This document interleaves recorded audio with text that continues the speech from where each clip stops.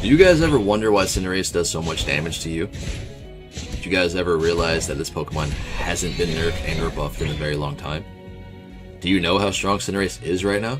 We're about to find out. We're going to dive into it. I'm going to give you my opinions, my thoughts on this Pokemon, and whether or not and why I think he can carry up the Masters no problem. Good morning, good evening, good afternoon to everyone around the world. Welcome back to another Pokemon Unite video featuring Cinderace here, going through Jungle in the Master rank. I think this Pokemon, with Red Buff currently, is unstoppable.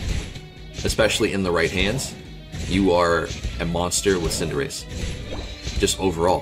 Why? Red Buff hasn't been buffed, nerfed, or what have you. Cinderace hasn't been touched in a while either. So what makes it so good? Other Pokemon has been buffed and nerfed, give or take, in the meta right now. For those of you that are, care about what Pokemon's better performing, give or take. But as a Cinderace player, like yourself or your grandma, what have you, next door neighbor, whatever, this Pokemon is dominating right now in this game. Dominating. The reason being is Red Buff. Once you get ahead with this Pokemon, you have every tool in your kit to carry the game. You can kite, you can peel, you can be aggressive, you can engage, you can do everything with this Pokemon. As long as you have a competent, give or take, maybe one or two frontliners, you're golden. And I know that's very, very hard to do, especially in solo queue games. And now we're going to end up losing top lane because what's happening right now? I'm making an impact on the spot lane, whereas my Bulbasaur is losing top lane. So what does he do? He goes up and takes my jungle farm. He goes up and takes my red buff. You know what I mean? It's just minute mistakes like this can cost games. Also, in this situation right here, when we're winning this Greninja, I make a huge misplay. Why?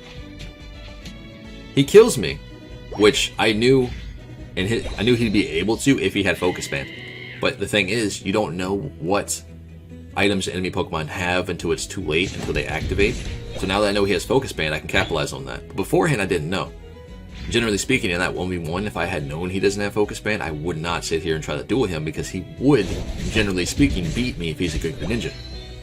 But, considering I'm Cinderace, I am a late game monster. We will get to that point where Cinderace, a good Cinderace player, is just going to carry the game, regardless of how many mistakes they can make in the early game, as long as you can capitalize it on it early. And for those of you that don't know how Cinderace performs, his passive ability, when he gets low HP, he gets a 10% increased crit rate, right? Also, he gets 20% increased attack speed on his targets. And then his passive ability, where you'll see the little cinder next to the enemy Pokemon's name, that does a 0.6% increased damage percent to their HP. It's not a massive percent, but it's a nice boost on damage. Whereas I made that play look really, really good. But trust me, it's not that easy to play this Pokemon, because not a lot of people practice good positioning. I'm not saying I'm perfect, I'm not saying I'm the greatest, but at the end of the day, when you sit here and you play Cinderace a lot more than me, or a lot more than your grandma or your next door neighbor, what have you, you guys know exactly what I'm talking about. He's easy for you because you sit here and you play this Pokemon a lot, right? So you're used to his playstyle. But for an average Joe, for a person who's just picking up Cinderace or what have you, you have to be very good with positioning to perform well with Cinderace. That's just my opinion, and I guarantee you, I think a lot of people will probably share the same view on that note, because this Pokemon does so much damage. Whether it's not they're engaging, they're kiting away, they can do anything another Pokemon can do besides be a frontline tank per se. You know what I mean? But as long as you warrant and practice good positioning, you have no problem carrying yourself with Masters with or without Red Buff. Now, with Red Buff, you become a monster. You can do whatever you want with Red Buff because they can't touch you, especially if you have good positioning. And being in a solo queue game, that's very hard to do, especially because everybody always wants to run full damage. You know what I mean? But if you're a damage Pokemon too, i.e. being Cinderace, as long as you sit back and do the best that you can do in a game, it doesn't matter whether or not you win or lose. Because why? You're getting better by playing this Pokemon. You're getting better with your positioning. Regardless if the enemy Pokemon has like a very squishy team, try not to look at it like that. Try to look at it every single game, every mistake that you make. What can I do to get better? You know what I'm saying? How do I perform better with Cinderace? Or whatever other Pokemon you're playing. Now notice I have red and blue buff right now, right? I got it from killing the jungler. Notice my red buff is up right now. Generally speaking, if I was playing Gengar, if I was playing another jungler who wasn't a range AD carry, 9 out of 10, I would be sit back, I would be rotating, getting my buffs. But right here, again, I have Flame Charge, you have Feint, you have Pyro Ball, you have a team who's in front of you, give or take, with my Wigglytuff. I'm safe, and all I have to do is sit here and deal damage. That's all I gotta do, is get damage dealt. Now, we are playing with a Venusaur that does have Solar Beam, right? So I gotta keep that in mind. I gotta be careful, because he's not gonna be my front line. But what he can't, god dang, I can't speak English today. What can he be for me?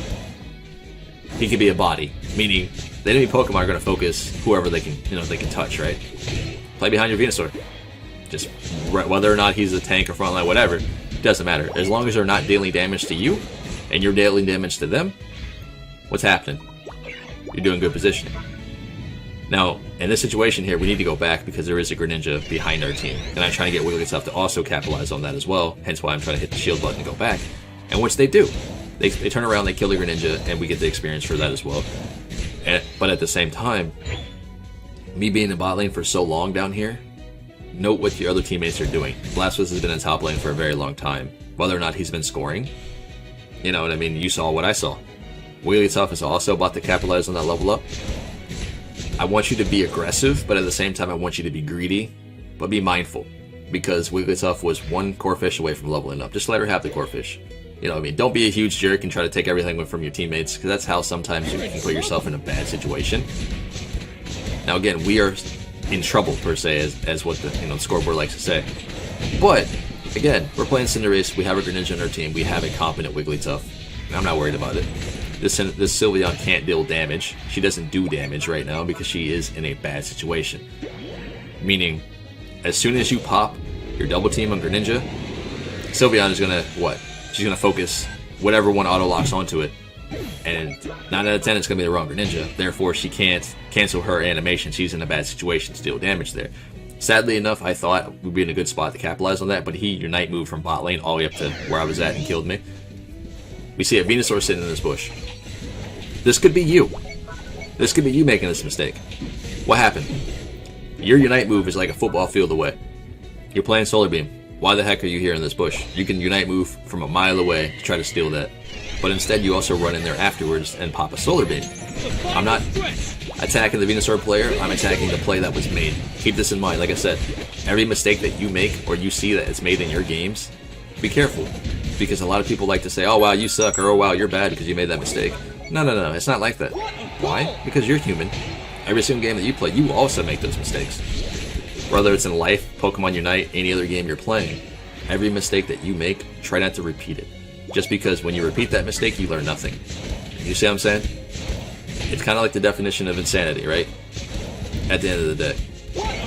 But each their own.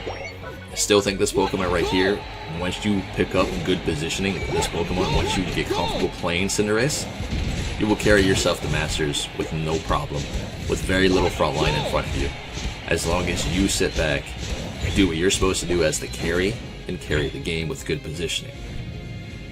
Now be mindful though, everything can change depending on what you do in your gameplay, depending on how many mistakes you make. It all depends on your playstyle and how you perform.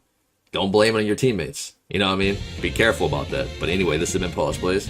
Hope you guys smash that like button. Come join this Discord. Come tell me I suck. All is good.